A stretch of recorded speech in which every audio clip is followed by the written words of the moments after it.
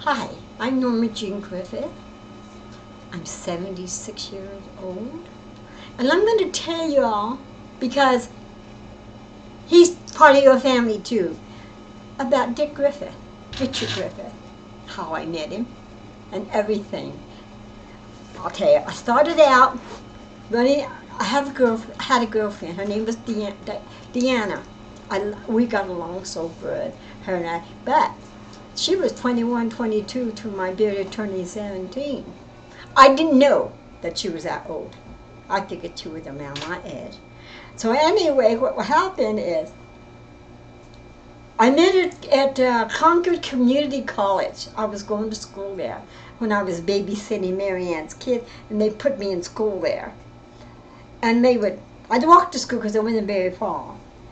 And sometimes they'd drop me off. So I would go in. First weeks it was okay. I did my stuff, whatever. Then I met Diana, and boy, then we started getting into trouble.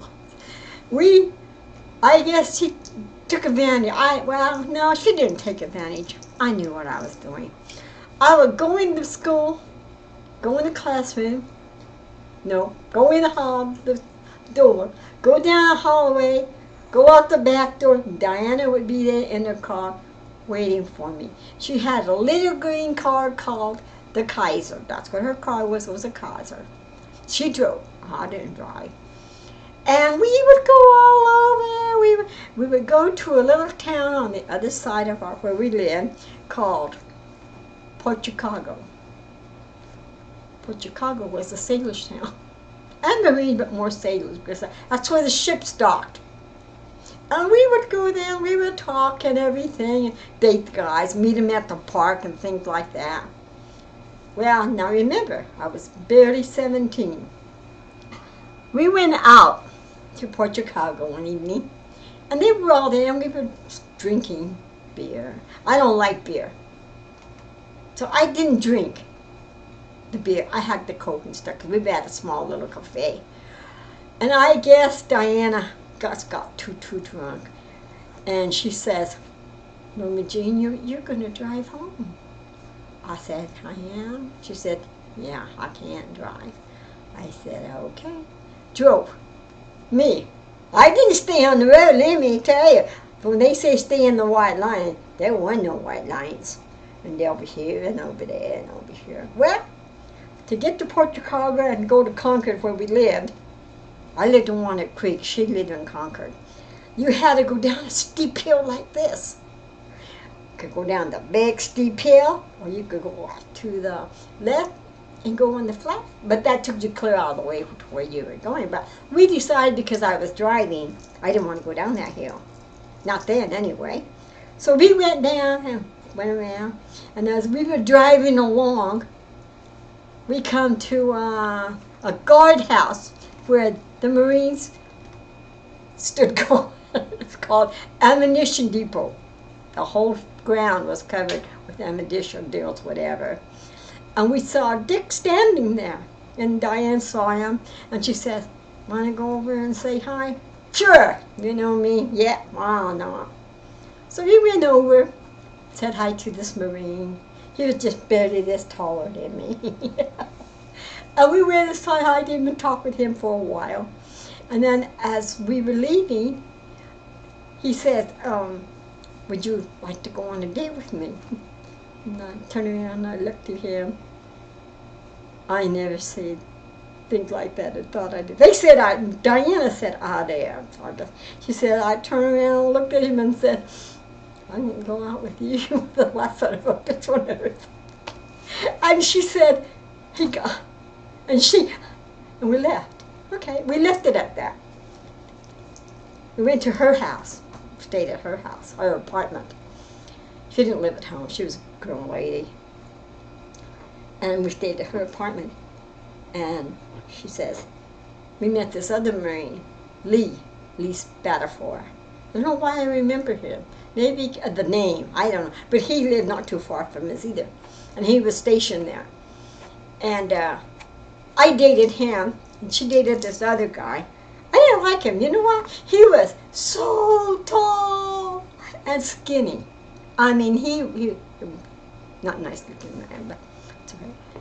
And after the date, I mean, she was taking me home to Walnut Creek.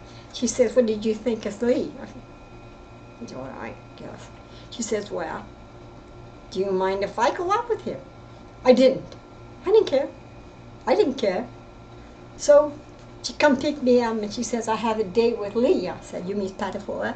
I didn't call him by the first name. To me, they were laughing like I called Dick Griffith till he told me not to.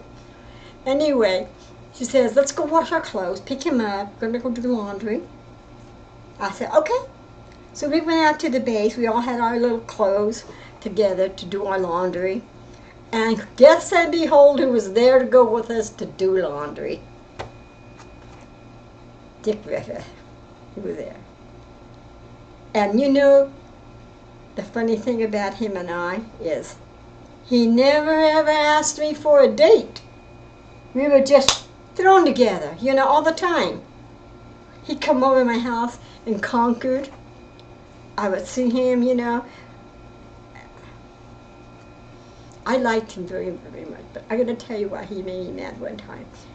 I was writing to an ex-boyfriend by the name of Jim. I dated Jim for a long time before I met Dick. And he went back to Spokane, Washington. That's where he was from. And he said, "I write you." So he wrote me. Well, this one particular time, I get home, and we were going out, and Dick was up, Dick and I, and Lee and Diana, and we were going out, and my mom gave me the mail, and I put the mail in my purse. And you know how you get your purse and you put it beside you in the car and stuff. And I don't know if we stopped or what it was and why he did it. He went in my purse, took out that letter, and wrote it. And he says, "What's the son of a bitch do? Write you in blood?" Because it was written in that ink. When you think about it now, it was funny. But at the time, I got angry because he had no business going in my purse. None. And we had the big argument about that. You know, to this day, he never went in my purse again. If I asked him to get something out of my purse, he brought it to me. He says, "I learned my lesson long time ago. I did not go in no purse." But, you know, he never asked me for a date. After 2 weeks, he gave me a really pretty Valentine, because it was in February, and a locket. And you know what? This is the locket he gave me. I was only 17-year-old when I think he gave me the locket. And you know why I remember that? That picture you had on Facebook of you and me holding you on Granny's table like this, and it was you. I got that locket on. And I looked at it and I thought, "Oh my gosh, have I had the locket that long?" Yep. So anyway, we dated. Didn't ask for a date. We were just thrown together. We went to the park. He come over my house. He walked me to go pick up Tony from school and things like that, you know. And that's just how we met. That was how we met. And he used to tell, and even before he passed away a few years ago, he says, "You know, I never dated you. I never asked you for a date." I says, "I know." I said, "But here I am." And he would laugh, but that was just him. That was just him. He had a funny sense of humor. Let me tell you, a very funny sense of humor. I'll tell you what was so funny about him and his best friend, Herb. Herb was, we lived in that, I call it a nursing home. Resident home, I guess what you call it. Yeah. And Herb was Dick's best friend. My best friend, well, probably can't say best friend because my best friend is D, whatever her last name is now. And she was my best friend. I known Dee for 30 years now. And she's real sick, poor thing.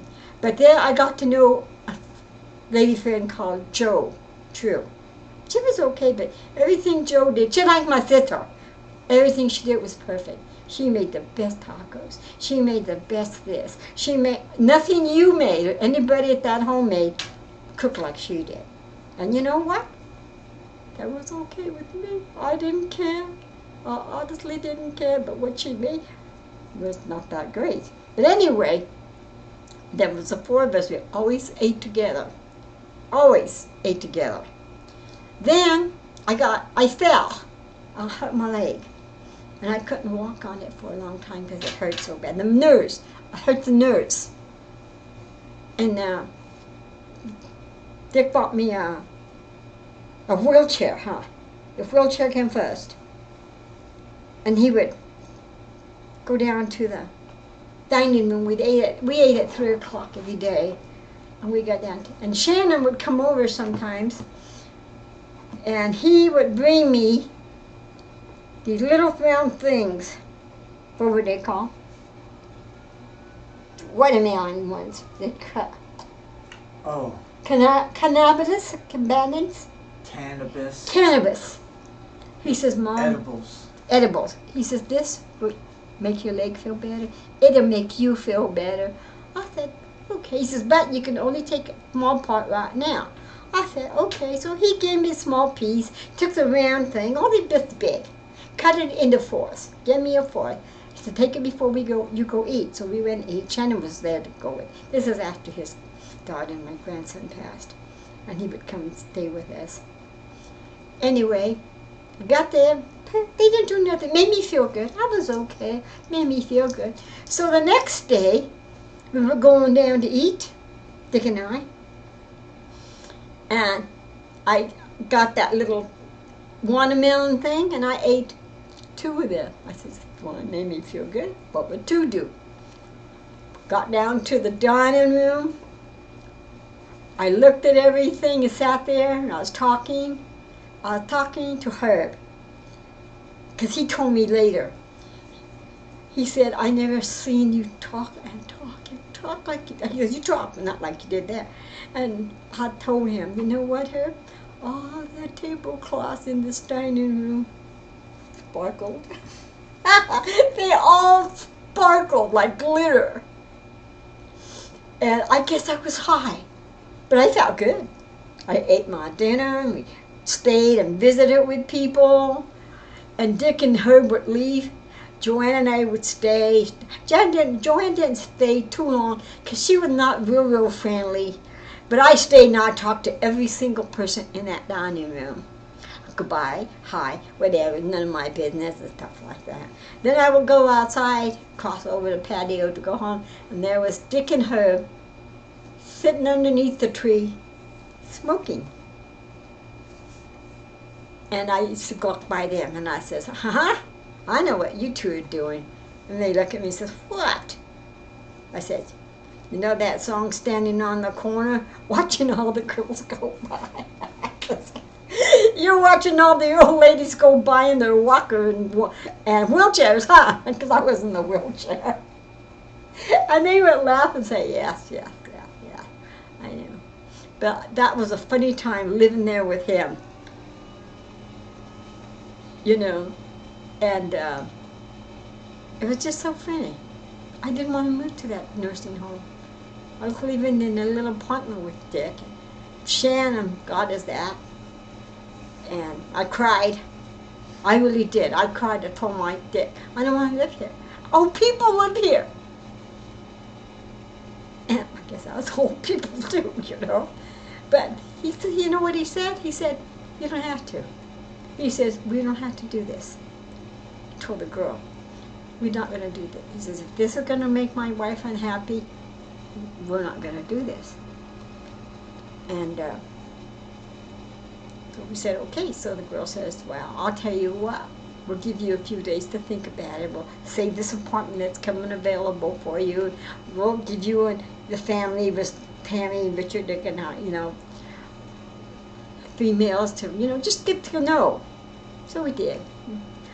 You know, I thought, you know, if I moved there, it'd be easier for Dick. It'd be so much easier on him. He had his own room, his own bathroom. He had one of those bathrooms that small, this high, you just had to step over. And he liked it. He wanted to live there, so who was I to say? You know, it was his money, you know. So we moved there, and we lived there 4 years, 5 years. Yeah. Yeah. And you know what? I wanted to stay there, but you know, I'm glad I'm not there anymore. You want to know why? All the people that we sat and ate with and knew and talked with and had good times with, we had parties and stuff, all but two died. I've died since I've been gone 4 years now. Only two left, of course, is Joanne and Annette. She's my other friend. The only two left out of the whole bunch of us. And I'm left. I have no idea why. So, other than that, what else you want me to tell you about? Car wreck. Huh? Driving out to Colorado. The what? Whenever you were driving out to Colorado to get me in the car wreck that didn't happen. Oh, yes. Yes. You know, Dick worked for United Airlines. And we would drive out to Colorado, rent a car, and drive out to Colorado, take Richard and Shannon over to Granny Griffith, and leave them for the summer. Never dawned on me why we did that. Because Granny had all of the Sins boys there. She had Ray's kids there. She had you kids there, Sandy. All of you were there. And here we added Richard and Shannon. Mom never complained. She never said anything. And we were leaving, and well, we worked. And then one time, it was time to go pick up Richard and Shannon. And we flew into Denver. Couldn't fly into Lamar because United did not fly into Lamar. Very few of the planes flew into Lamar. So we drove, rented a white Chevrolet, white. And we rented it and we drove it down.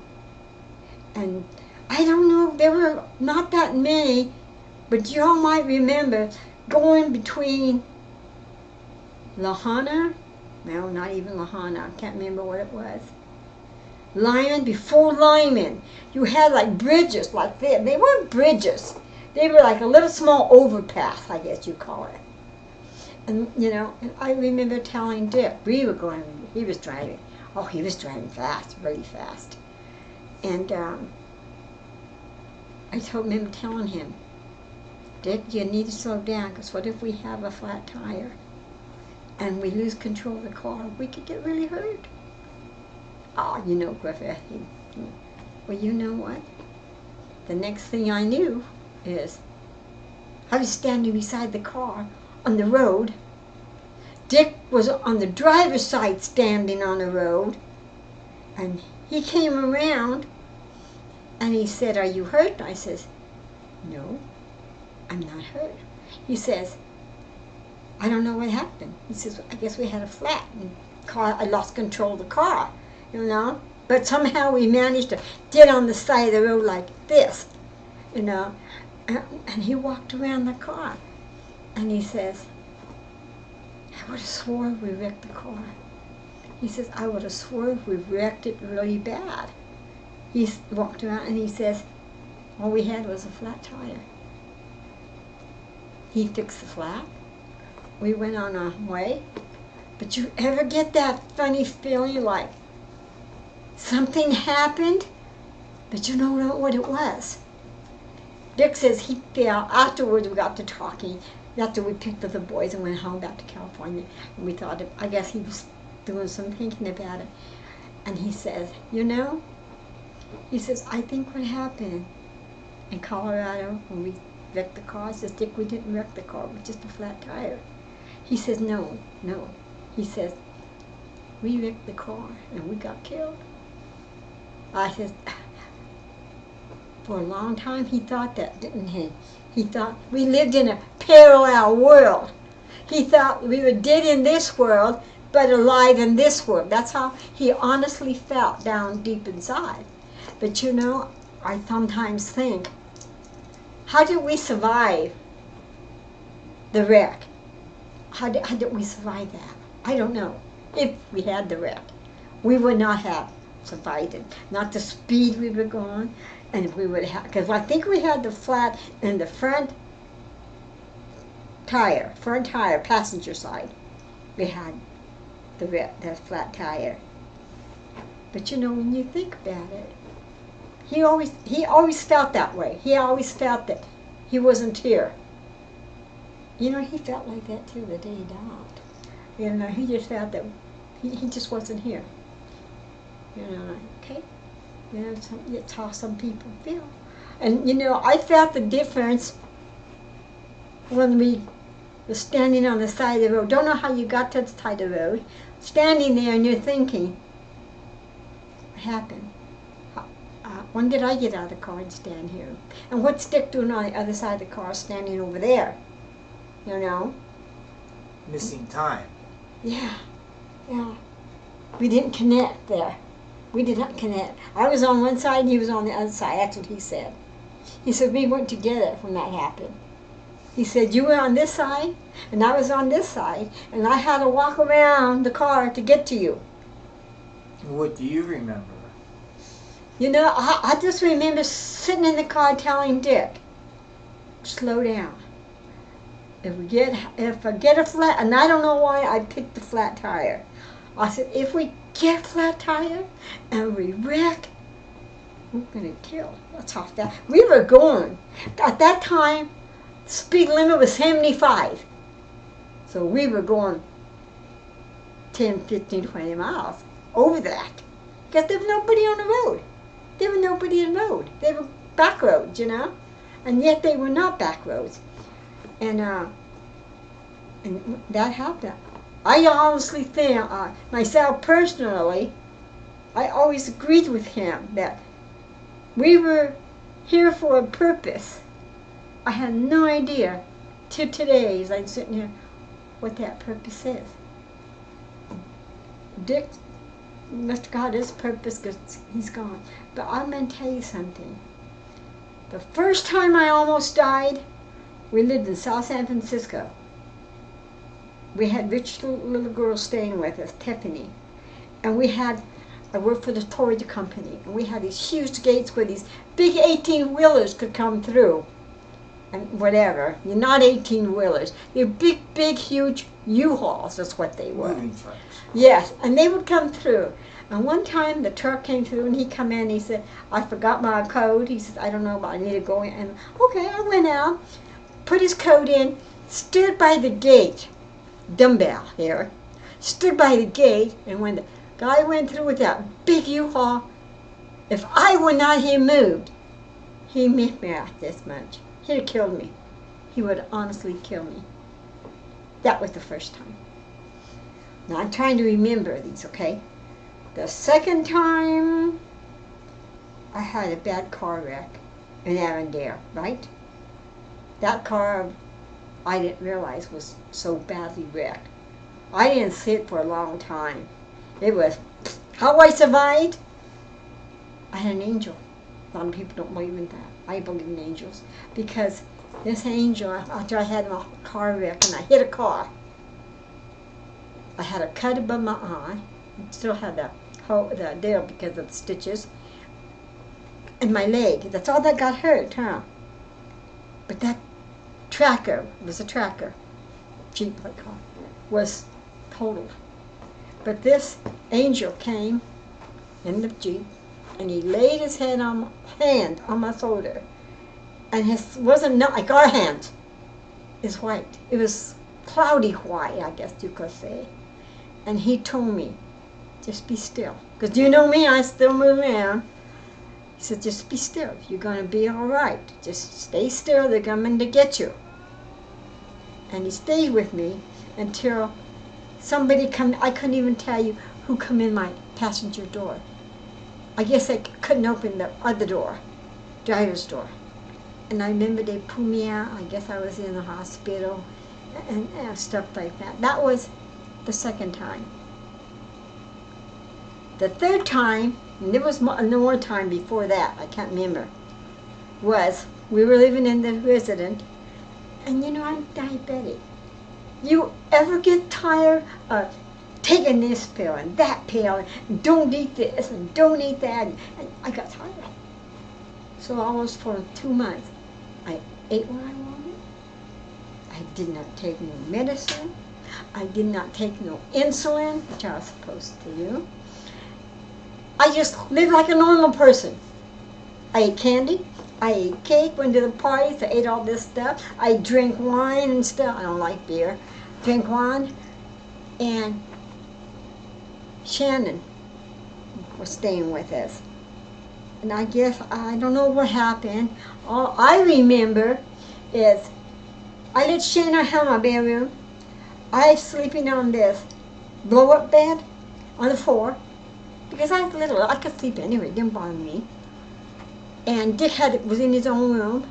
I cannot tell you to this day as I sit here, Shannon walked in and he looked at me and he told me, "Get up, Mom," and he took me in Dick's bedroom, sat me on Dick's bed, and him and Dick were talking, and he said, "We better get Mom to the hospital. Something's wrong." Because I couldn't talk back. I couldn't do nothing. Just sat there like a dummy. And I don't remember this, okay? I don't remember.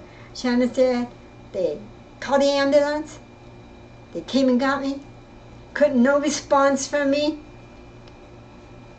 Took me to the hospital. I don't know what they did. I don't know what those things, what they did. I had no idea. And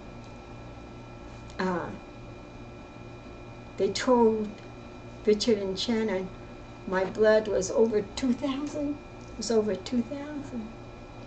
I don't know why I wasn't dead. They don't know why. Richard thought I died. And the picture he took of me, I died. I was dead. Here I am still. Died then. Died one more time. And I'm sorry, I cannot remember.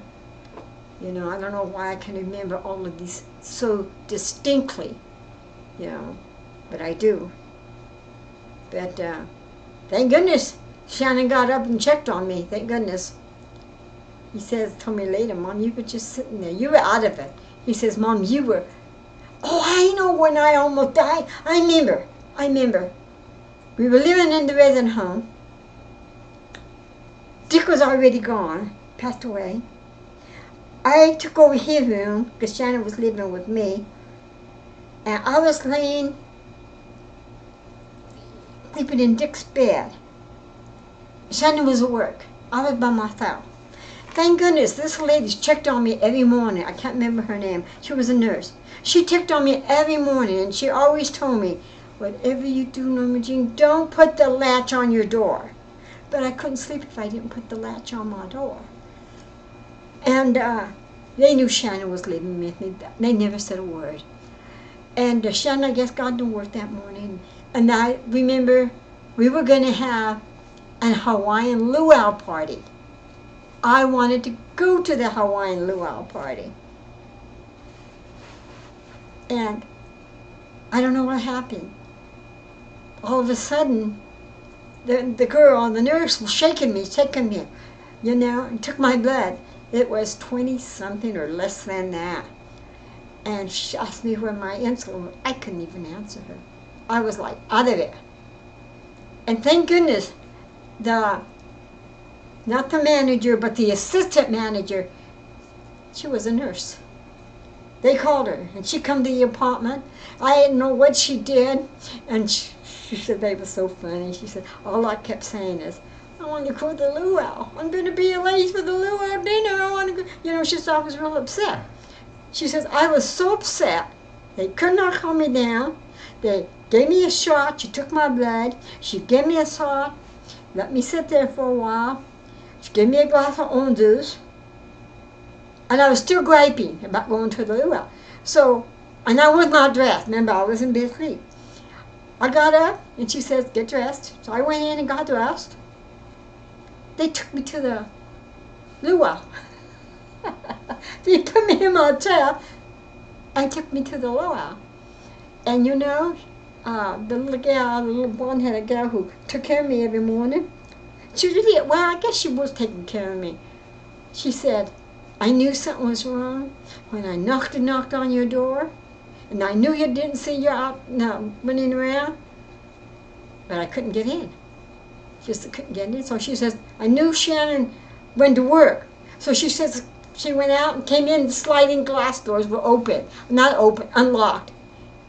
she said, and that's how she came in and found me. And, you know, if it wasn't for her and that assistant manager, I'd have probably died. Because my blood, there was none. You know, it wasn't high. It was so low. It was like,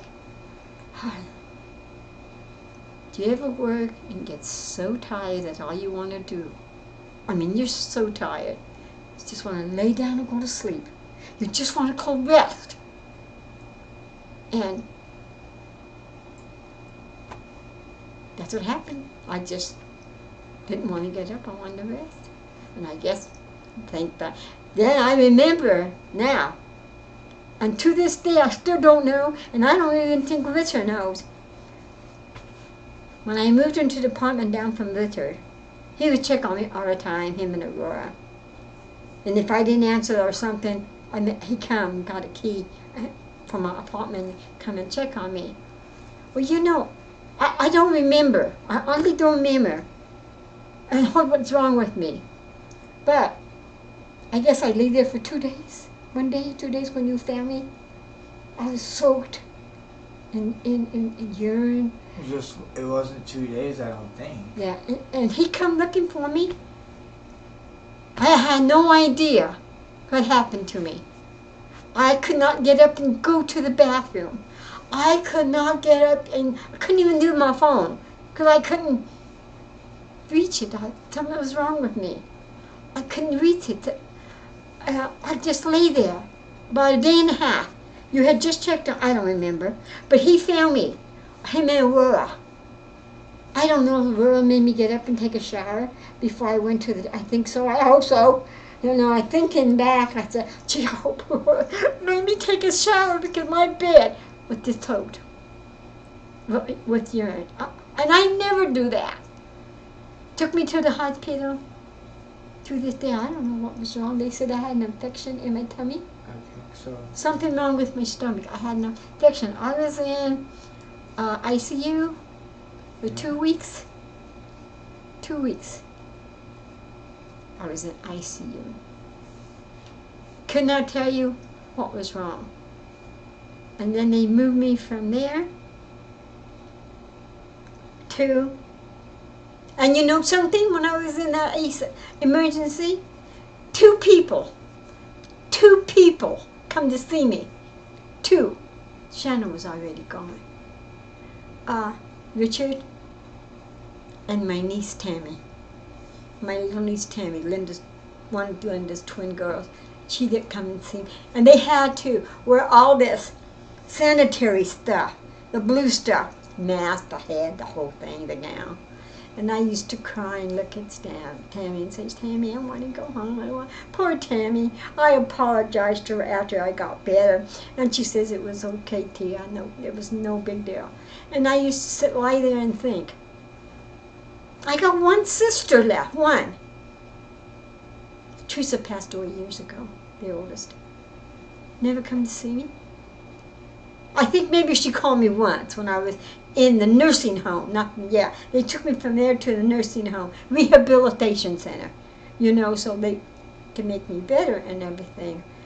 And she would call once in a great while, and it was to cry. This, you know, she makes me cry when she calls me. She makes me so depressed. And you know what I learned? I talked with Richard about it, and he told me, Mom, don't answer her calls. Just don't answer her calls. So I don't answer her calls. She calls me about 3 or 4 times, sometimes 3 times a day. I don't answer her call. And then when I feel guilty, I call her back, and she says, where were you? I was in the shower. I was out doing the laundry. I was anywhere but home. And that's what I do, you know. And I shouldn't have to do that with my sister. But you ever run across someone, not there saying, oh, Norma Jean, you know, I called to let you know, this to let you know, so you make you laugh, and they'll do this and that. She makes me cry. That's Richard. I call him sometimes, cry, I tell him. He says, Mom, don't listen to her. Don't listen to her. Super negative person, my baby sister Linda. She thinks she's the bigger sister. I have to tell her sometimes, Linda, I'm the older sister, you're the little sister. But that don't make no difference to her. So you know what I learned? Let her be the bigger sister. I'm okay with that. You know? And now she calls me sometimes. Like she called me this morning. Want to know what I was doing. I told her I was doing nothing, laying there watching TV. Oh, well, I'm going to Reno, or not Reno, what they call that here, Laughlin, or now whatever. And never do they ask me, do you want to go? I could understand when I couldn't really walk. I wouldn't want to be burdened either with someone like that. And now that I can walk a little bit pretty good, Richard's mother-in-law and his wife, they take me to the casino. They put up with me at the casino. They just leave me there, and if I want to get up, I go somewhere. If I don't want to sit there, I don't care. And they do that, but my sister will not do that. I don't think she wants to be burdened with me, is what it is. She don't want to be burdened with her older sick. I'm always sick, according to her. I know what's so funny. Linda takes all kinds of, every vitamin y'all see advertised on TV, Linda orders and takes them. She takes pills for her brain. She takes pills for her eyes. If they made pills for her ears, she'd probably take it. But she takes all kinds of pills. She said, I take 12, 14 pills a day, Norma Jean. How many do you take? I said, 4. I take my diabetic pill. I take my heart pill. I take my depression pill. Not depression. It's blood pressure pill and something else. Who knows? I take that 4. That's it. I'm done. And she takes 12. Well, and then she calls me. I don't feel good. This morning she thought she had the flu. I'm going to Laughlin tomorrow, and I'm trying to get over the flu because Benji's got the flu. And Linda, I'm so sorry and stuff. But we're going, and I said, hope, have good luck. That was it. And I hang up the phone, and I think, how come they don't invite me? They get free rooms. They don't have to pay for the room. I got money, a little bit of money I could spend. But they never asked me. And I did. I honestly said, Linda, next time you and Ben go to Laughlin or something, can I go? She says, no. And she didn't say why. She just said no. Never asked her again. Now, I go down across the street, get on the bus, and I go to the casino myself. The hell with them all. I just go and have a good time. I had a good time. Richard calls me. He says, Mom, where are you? Casino? And I've been having a good time. I talk to all the people. We talk, and you know how you got the little tickets that show how much money you want or whatever? And you know what? When people leave, it's only 25 cents, 75 cents, 95 cents. They give me their tickets. And I tell you something, I don't know if they think I'm so old or if I look so like I'm so poor or what it is. But I will go to the store grocery shopping. And I went one time to Walmart. I didn't buy that much, maybe $30 worth of bread, because I didn't have that much money. And this man paid for my groceries. I told him, you didn't need to do that. He said, I know, I wanted to. I thanked him. And then a few days later, these kids pay for my groceries. And I thought to myself, after I'm walking out with my groceries on my little cart, golf cart, scooter, I think to myself, I look at myself, and I go, do I look like I'm so poor? Or do I look like I'm tardy? I don't know which, but you know what? I appreciate what they do. I do. I appreciate what they do for me. And it's the same thing but at the buttocks. My sister tells me I'm going to get killed at the buttocks. She says, these teenagers, they're just looking for somebody like you in your cart. Steal your cart and sell it and kill you and all. And I go, Linda. She said, they are. I'm just telling you. They're going to kill you. And they're going to do this. And don't talk to anybody. You shouldn't even go. And I think, if I didn't go get my groceries, I wouldn't hate. I wouldn't have any groceries. Richard can only do so much for me, you know. And besides, I like going out in my little cart with my little bag in the back and putting things in and coming home. I buy ice cream, milk, whatever I want. And never, never have I, and I've been riding the bus for about 2 years now. They gave me a pass. I don't have to pay to ride the bus. So now I really ride the bus, and I even go to the mall to get out the gift. They tell me, they give me directions, and you know the nice thing about is they make sure I get there. They make sure I'm going over there where I know where I'm going. And I have never ran into a rude person, a rude teenager. Nobody has ever been rude to me. And that's because when they come on the bus, I always say, well, good morning, or afternoon. Most of the time it's morning. And they answer back, and they get in the little corner by themselves with their little phones. You know, one time the skinny, tall kid got on the bus, had a skirt, really short skirt, skinny legs, like mine, toothpicks, long black head. There was a guy. He looked so cute, and I told him he had long black hair with blue bows in it, and he had wings on his shoulders. And I looked at him when he got on the bus, and he sat right across from me like that, you know.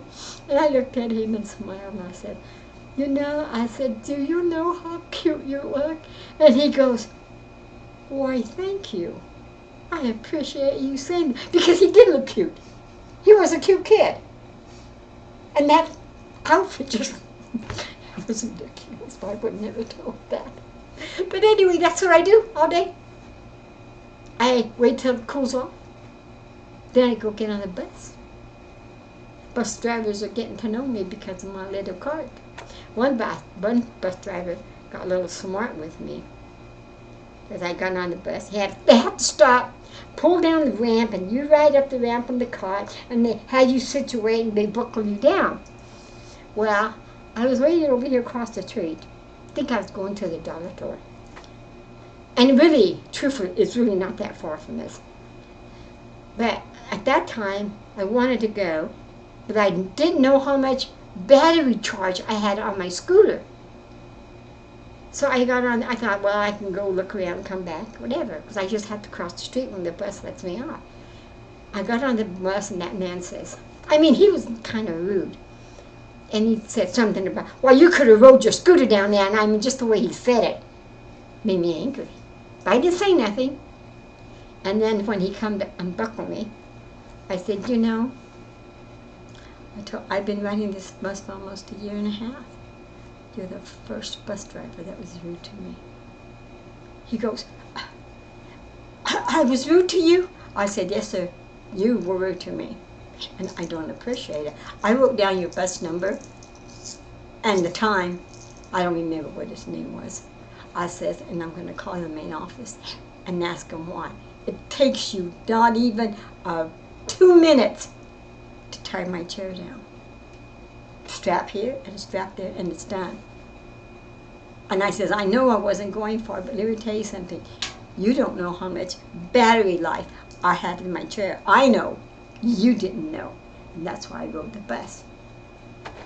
He apologized, that he was very sorry, and and stuff. That's okay. I didn't write down his bus, and why should I bother? It's over with. But anyway, that's get a lot of experience. People you meet on the bus. It is so fascinating. This lady got on the bus. I swear she thought I was her long-lost sister.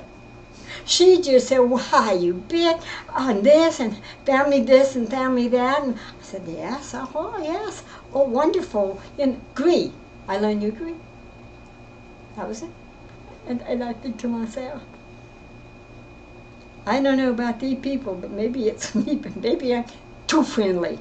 But I'd rather be too friendly than be a snob, because people don't like that. They don't like you being a snob, So I try to be nice. Yeah. I try to tell Richard, don't be a snob, Richard. You always treat people nice. like you want to be treated. You know. So that's what I do. So I really don't have too much else to say. One of these days I'll tell you. Well, I told you everything, where I was born. My mom and daddy was born. Yeah. Daddy was born in Raton, New Mexico. I know you're all from Colorado, know where Raton is. And my mom was born in Trinidad, Colorado. You know, my mom didn't speak any English when she was a little girl. And she says when her auntie wanted to put her in school, she cried because she didn't know English. And that's why my mom and dad never taught us Spanish. We were to learn English, so we didn't feel left off like she did. But the funny part about my mom speaking Spanish, my daddy spoke Mexican. My mom spoke Spanish. And a lot of people say, now, there's a difference. There is a difference.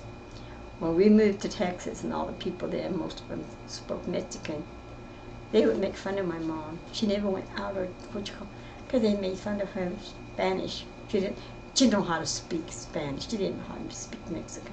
No, she did not know how to speak Mexican. She spoke Spanish. You know, that's what she used to say. She didn't, and you know, when my mom got real old, and we took her to she was in a nursing home because she had dementia.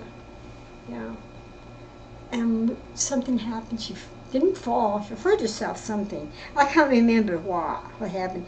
But they called me and Linda. Me because I lived in the same little town my mom was.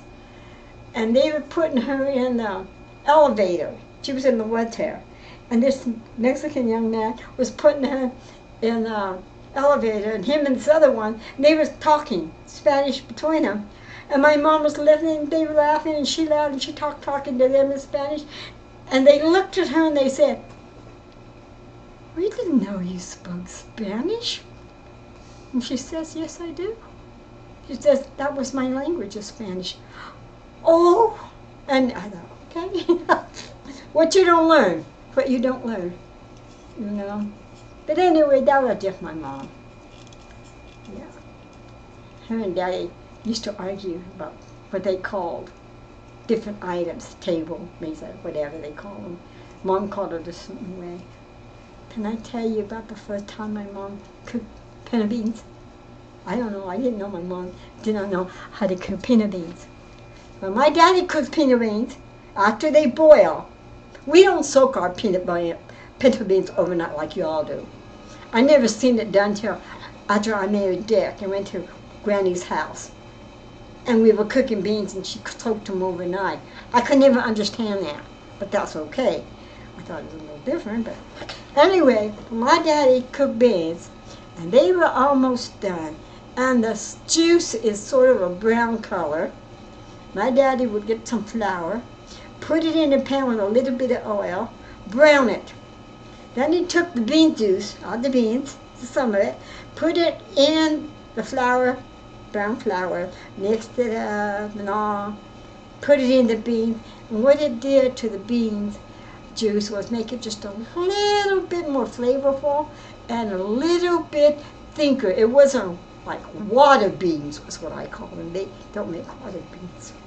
Anyway, when my dad, I guess my mom, wanted to please my daddy or something, so she decided she's going to put flour in the beans. I don't know if she forgot what happened, but my mom took white flour, put them in the beans. They were awful. Then she knew she made a mistake. And I think she threw them out, but I remember her doing that. She says, I don't know what she was thinking, that she just puts flour in the bean. Maybe that's what she saw. I don't know, but when I cook beans, that's how I make my beans. With a little bit of flour, a little bit of oil, brown it, put the vinegar, and then you ought to try it. It just makes it good, you know. And my sister Linda, she was born to somebody else. I don't think we're related, because she doesn't make her beans that way. She tells me I don't know how to make tortillas. That's okay. I don't know how to do this, and I don't know how to do that. And we do not cook the same. For two sisters who grew up in the same household, she says Mom taught her to cook. And I guess Mom did not teach me to cook, I guess, because we don't cook the same. We really don't. That's just like when I make this caldito with the hamburger. I have to call Linda how to make it. And what else do I have to call her for that I can't make? Oh, Linda makes the best macaroni and olive salad. It is so good. I don't know how to make that. And she makes, there's another thing she makes. I don't know, tamales. Linda and my mom used to make the best tamales. Now you all make tamales fine. It's okay. You put corn and potatoes and olives and maybe a little bit of meat. I'm not saying you all do that, okay? I mean, most of the people when I eat their tamales like that, that's what it is. One time I ate some tamales and they put olives in them, black olives with seed. Ah, we don't make our tamales like that. My mom makes her tamales with just the meat. Nothing but meat. And that's how I grew up, with tamales like that.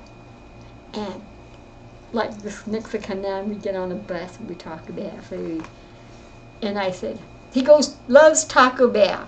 Don't get me wrong, I really like Taco Bell. But, and the Mexican restaurants you all go to me, they don't know how to make Spanish rice correctly. Now, that's me. They don't know how to make enchiladas correctly. They don't know how to make tacos. To me, a taco is, to you, a taco is the little gold shell. You put the meat in and the cheese and whatever, and that's your hard taco. Well, we don't make tacos like that. You call those tacos. What we call tacos is we get a flat round tortilla. We put beans on it, refried beans. And my mom would put cheese, and we would roll it up, and that's a taco. We would take it to school. That was lunch. And we've been trading for sandwiches because we didn't have bread at home. We didn't know what bread was. We had tortillas. So, and the man and I, we would just kind of argue about it. I said, y'all don't, and he was Mexican, and I told him, you all don't know how to cook. We all cook different, I said. Your mom probably taught your wife to cook this way, or whatever. We cook this way. I said, he says, you don't cook Mexican. He said, you cook the Spanish style. Well, that's what my mom was. That's how we learned how to cook, you know. But it's how you grow up and what you grow up eating. We used to go on the side of the road in Colorado. My mom would make a great big vat of pinto beans. And while it was cooking slowly, we would go out to the side of the road and pick weeds. I called them weeds. They were not weeds. Mom called them spinach. And she would go home and she would take that spinach and she would fry it a little bit in the pan. Then she put it in the beans. And you talk about good. It was like that was her vegetable. You know, from the beans. Was that green chili? And you know, sometimes I think about that. I love, not green chili, green spinach. I love spinach, you know. But anyway, that's the things we did when I was growing up. But if you talk to my sister Linda, get a whole different story. How we grew up. Not how she grew up with her children, or my children I grew up with. That's how she and I grew up. Like I said, when we talk and reminisce, we don't have the same mom. We don't have the same dad. You know, she didn't like our dad. I don't know why. I loved my dad. I loved my dad. I loved my mom.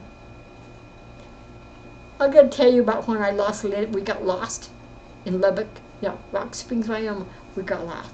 My daddy would take us once a month to the drive-in in Rock Springs.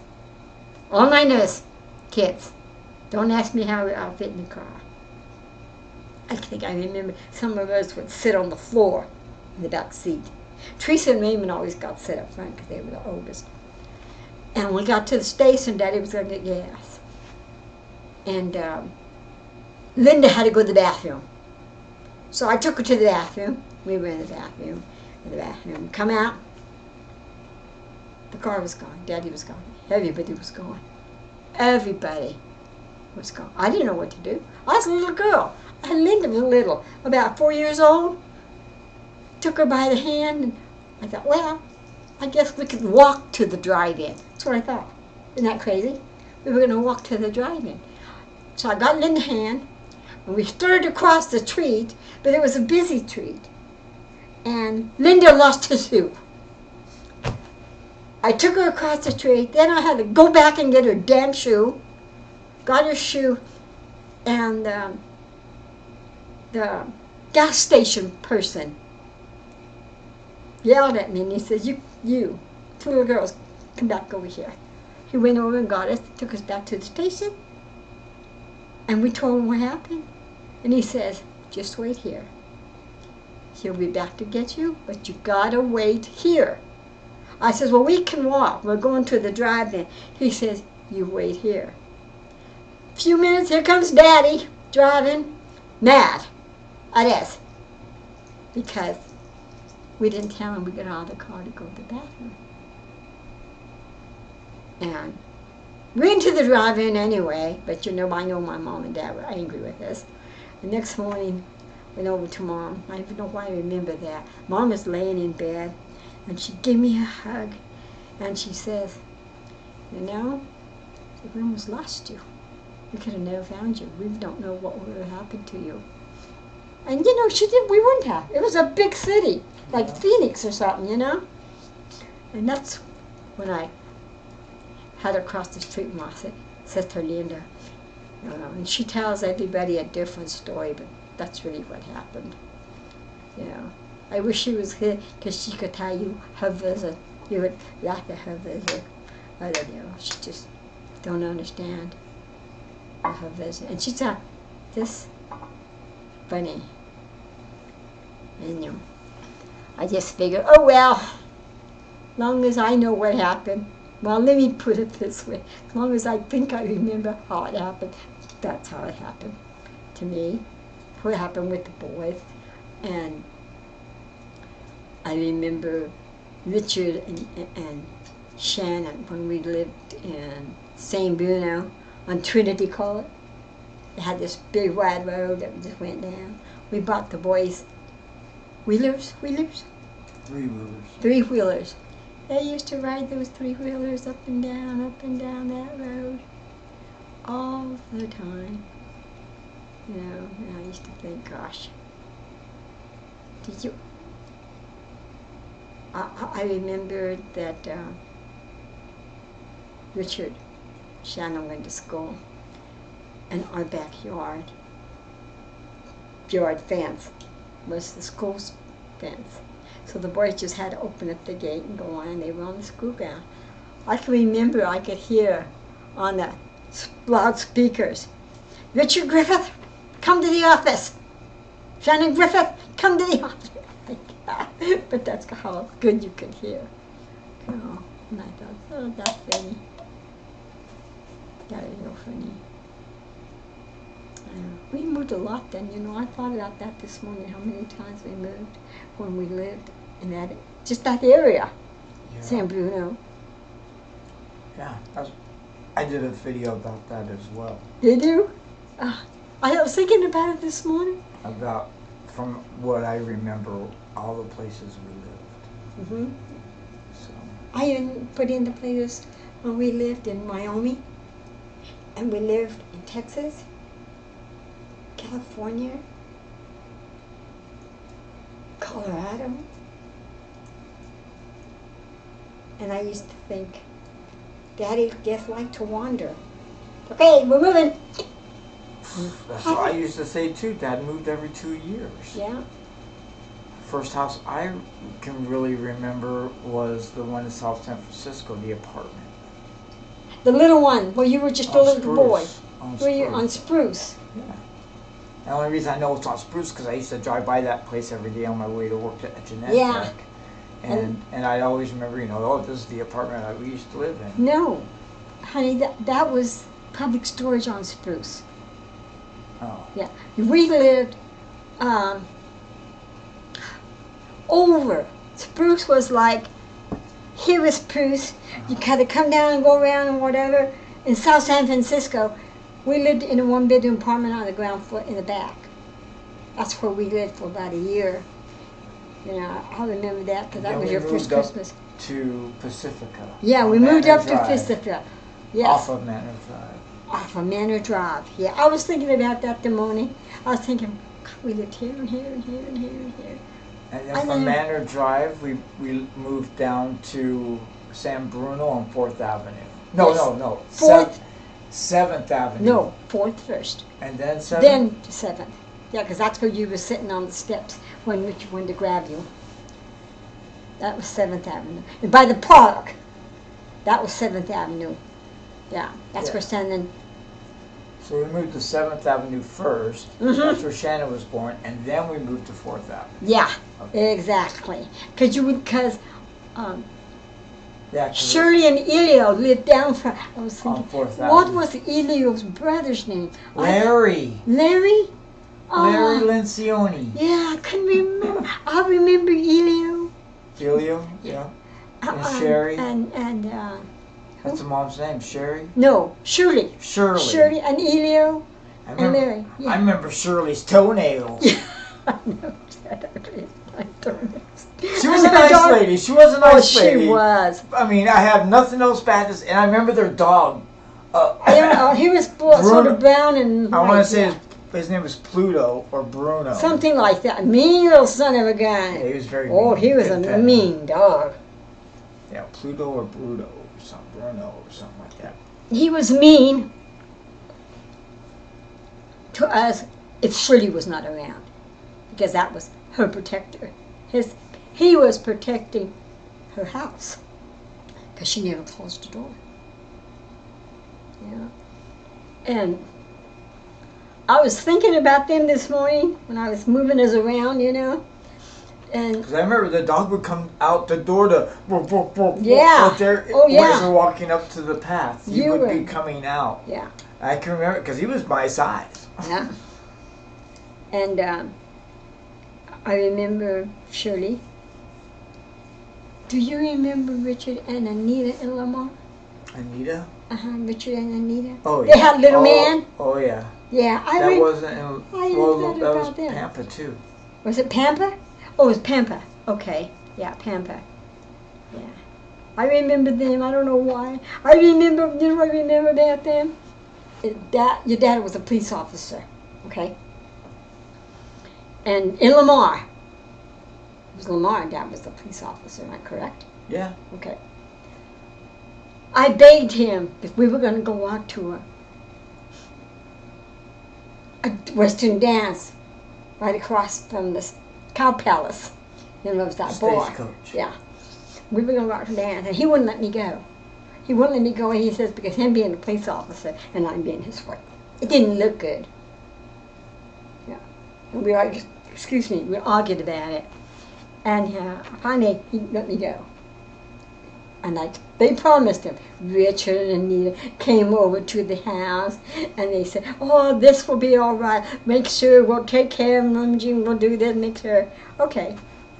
Well, of course, we went to that bar, and nobody was there, but the band was starting to play. We were there early. Never did tell your dad this, but the guy come up to us, and he says, gives me $1. He says, "I'll give you this $1 if you let me kiss you." Okay. After we had a few drinks. And so he did. And then he goes back up and plays and comes back down. He says, "Well, how's everybody doing?" "Okay." And I said, "How would you like to get your $1 back?" And he says, "Okay." So I gave him back his $1 and I kissed him. And he was going, "I'll never tell your husband you did that. He will kill you." I said, "No." Anyway, that wasn't it. What happened there was, after the dance was kind of over, we were having a good time. It was time to go home. You know how that goes. There were two cars. The people that we were with had a car, and Richard and Anita had a car. So here we all get in the car. We're all feeling pretty good. We get in the car. We come up to the stoplight, not on Main Street. I think it was the light before the Main Street. And we stopped. It was red. So everybody gets out of the cars and we switch cars. Well, behind us is the sheriff's car. We didn't see the sheriff's car behind us. And they put their lights on, took us to jail, sat me in the office. And I was sitting there, and one of the sheriff's guys would come by and he'd look at you. I recognize you. Yeah, but he couldn't place me. That's what he said. He said, I know you. He said, but I can't place you. I wasn't going to tell him about your dad. I was not going to tell him. And then who comes in walking in his uniform? They called your dad. He said, I thought you weren't going to get me in trouble. After they told him what happened. He says, yeah, they just got out of the car and moved around. One went in back in his car and went back, so we thought they were too drunk to be driving, so we spotted. He says, but I didn't recognize your wife. I said, okay. No, I didn't tell him either. I thought to myself, that was so funny. I never had so much fun in my whole life. To know, promise, Dick, but we'll take care of it, make sure nothing happens, we'll be all right, we'll be safe. Needless to say, your dad didn't let me go anymore. Again, I said, say. But it was so funny. It's funny how you think of things like that. That was so funny with your dad. Your dad was sometimes so funny. Try to give your mom a ticket. That was... Do you remember when we lived in Cripple Creek, and we were going to go down and see Grease? Yeah. And cut off down the road. Yeah. And hit that one. So, drove in the ditch? Yeah. We slipped on the ice. That's what it was, snowing. It was like a black ice or something. Yeah, it had been snowing. And your dad was going to give me a ticket. And that sergeant at the time told him not to give me a ticket. Yeah. And he did. And we went to the show anyway, didn't we? Yep. The tow truck came, pulled us out. Yeah. And we were on our way. You know why I thought of that? Because last night there was on Prime Watch or something, a police officer was killed in Teller County, Colorado. Oh, really? Yeah, and they show. And you know what, Richard? It was snow days, but the roads were nice. Roads, like outside. They weren't those little rockety roads. Yeah, I know. I watched a video on Cripple Creek a couple of months ago. Oh, did you? There's sidewalks now. Yeah. Yeah, like real sidewalks and stuff. I mean, with a gutter and a curb. Yeah. I looked for. I know it's funny now to think about that. Yeah, but we were only there in the 70s. Do you think there's turquoise there still on the ground? Probably not. I think it's all paved over now, pretty much. Is it? Oh. Because that was one of the things they used to say. The smallest town I ever lived in, Cripple Creek, Colorado, we had one paved road in the county. Yeah. We didn't have a stoplight. Nope. We had a flashing red light. That was it. That was the 4-way stop. One little school. The nursing home. Our grocery store wasn't a grocery store. It was just a little market. Yeah. We had to go to Colorado Springs to get groceries. And you know what I couldn't remember? The town between... Walsenburg. Huh? Walsenburg. No. The town between Colorado Springs and Cripple Creek. Yeah, there's Walsenburg. Woodland Park. And Manitou Springs is there too. And I couldn't remember that until they said something about Woodland Park. And I thought, that's where the show was. It was in Woodland Park. I remember that. I remember us going to that. And I think about things like that. Yeah, and that little Santa's Village, the North Pole, is right in there too. We went there. That little valley going up there, yeah. Yeah. We went to the Cave of the Winds in Colorado Springs. Yep. Yeah. Yeah, that was. I actually liked that place. That was pretty cool. Yeah. Cold. Whose little shoes are those? My baby's? Shoes? There's no shoes. What are they? Like this? No. Like this? Yeah. They look like, oh, you know what it looked like to me from here? Huh.